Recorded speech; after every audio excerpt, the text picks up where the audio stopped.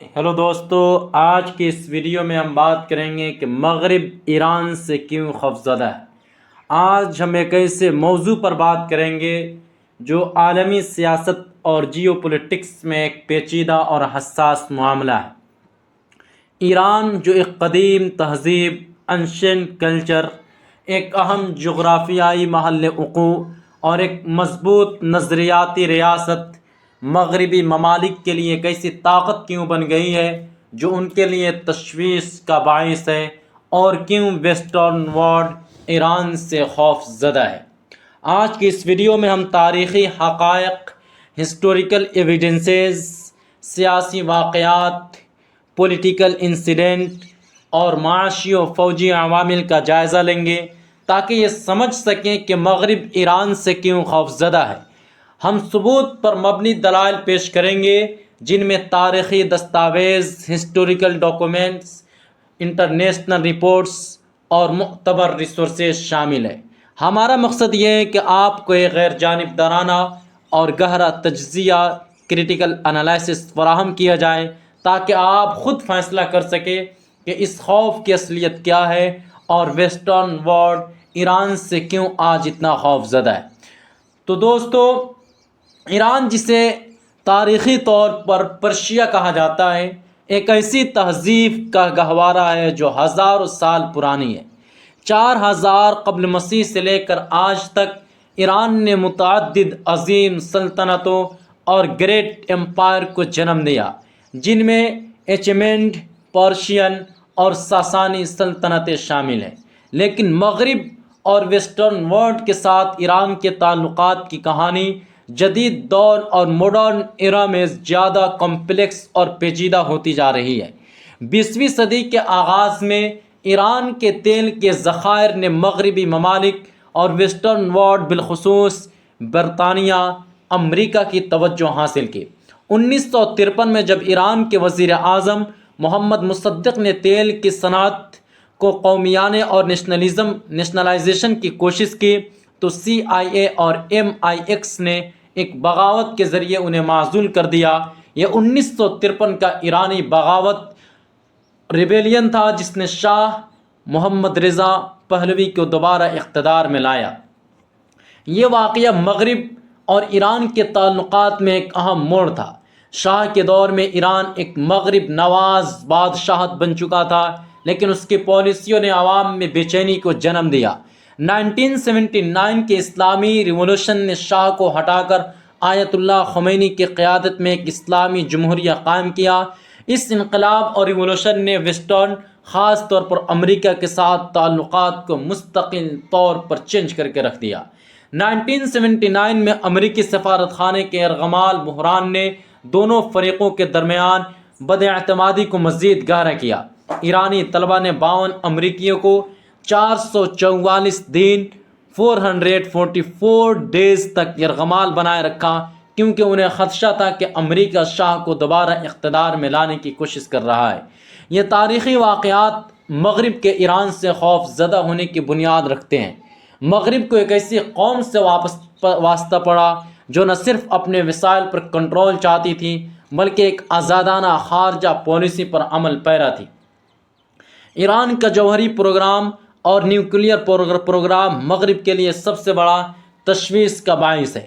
Western countries کا دعویٰ ہے کہ ایران نیوکلیئر ویپنز تیار کر رہا ہے جو خطے میں اسرائیل اور دیگر مغربی اتحادیوں کے لیے خطرہ ہے۔ لیکن کیا یہ دعویٰ درست ہے دوستو؟ ایران کا موقف ہے کہ اس کا جوہری پروگرام اور نیوکلیئر پروگرام پیسفل مقاصد کے لیے ہے، جیسے کہ بجلی کی پیداوار، اور 2005 میں آیت اللہ خمینی نے ایک فتویٰ جاری کیا تھا جس میں جوہری ہتھیاروں کی تیاری، ذخیرہ اندوزی اور استعمال کو حرام قرار دیا گیا تھا۔ یہ فتویٰ بین الاقوامی ایٹمی توانائی ایجنسی IAEA کے اجلاس میں پیش کیا گیا۔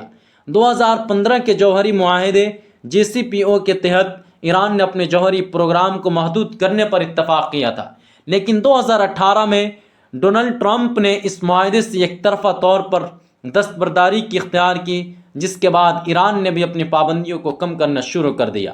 ایران پر عائد کردہ پابندیاں جو اس کی معیشت، اکنامی، بینکنگ، تیل اور حتیٰ کہ ادویات اور میڈیسن تک کی رسائی کو متاثر کرتی ہے۔ اس دعوے پر مبنی ہے کہ ایران جوہری ہتھیار بنا رہا ہے، ایٹمی نیوکلیئر ویپنز کی تیاری کر رہا ہے، لیکن IAEA کی رپورٹس میں کبھی بھی اس بات کا حتمی ثبوت نہیں ملا کہ ایران جوہری ہتھیار تیار کر رہا ہے۔ ایران کی علاقائی طاقت بھی مغرب کے لیے ایک بڑا خطرہ ہے۔ ایران نے شام، لبنان، عراق اور یمن میں اپنے اتحادیوں کے ذریعے ایک مضبوط نیٹ ورک بنایا جسے محور مزاحمت کہا جاتا ہے۔ حماس، حزب اللہ اور حوثیوں کے ذریعے کے ساتھ ایران کے تعلقات مغرب خاص طور پر اسرائیل کے لیے تشویش کا باعث ہے، لیکن ایران کا موقف ہے کہ وہ مظلوم اقوام کی حمایت کرتا ہے۔ مثال کے طور پر ایران نے شام کی حکومت کو داعش کے خلاف لڑنے میں مدد دی۔ اسی طرح حزب اللہ نے لبنان میں اسرائیلی جارحیت کے خلاف مزاحمت کی۔ ایک ایکس پوسٹ میں کہا گیا کہ مغرب ایران کی مزاحمتی ریسسٹنس فورسز کی حمایت سے خوفزدہ ہے، کیونکہ یہ اسرائیل کے غیر محدود اثر و رسوخ کو چیلنج کرتا ہے۔ یہ حقیقت ہے کہ ایران نے فلسطین، شام اور یمن جیسے خطوں میں مغرب اور ویسٹرن کنٹریز کے تسلط کو کمزور کیا ہے۔ ایران دنیا کے سب سے بڑے تیل اور گیس کے ذخائر رکھتا ہے۔ یہ وسائل مغرب کے لیے اہم ہے، لیکن ایران نے 1979 کے بعد سے اپنے وسائل پر اور اپنے نیچرل ریسورسز پر مکمل کنٹرول حاصل کر لیا۔ 1953 میں جب مصدق نے تیل کی صنعت کو نیشنلائزیشن کی کوشش کی تو مغرب نے اسے معزول کر دیا۔ آج ایران کی خود مختاری مغرب کے لیے ایک چیلنج ہے، کیونکہ وہ ایک ایسی قوم کو کنٹرول نہیں کر سکتے جو اپنے ریسورسز پر خود کو مختار ہے۔ ایران کی اسلامی جمہوریہ ایک ایسی نظریاتی ریاست ہے جو مغرب کے سیکولر نظام سے مختلف ہے۔ آیت اللہ خمینی نے ایک اقدار کی انقلاب کی بات کی، جس نے مورل ریولوشن کی بات کی، جس نے مغرب کے اثر و رسوخ کو محدود کیا اور اسلامی اصولوں کو فروغ دیا۔ مغرب کو ایران کی اس نظریاتی آزادی سے خطرہ ہے، کیونکہ یہ ان کے عالمی تسلط کے لیے ایک متبادل ماڈل پیش کرتا ہے۔ ایران کی خود مختار خارجہ پالیسی اور فورن پالیسی جو نہ تو مغرب کے تابع ہے اور نہ ہی مشرق کے، مغرب کے لیے ایک بہت بڑا چیلنج ہے۔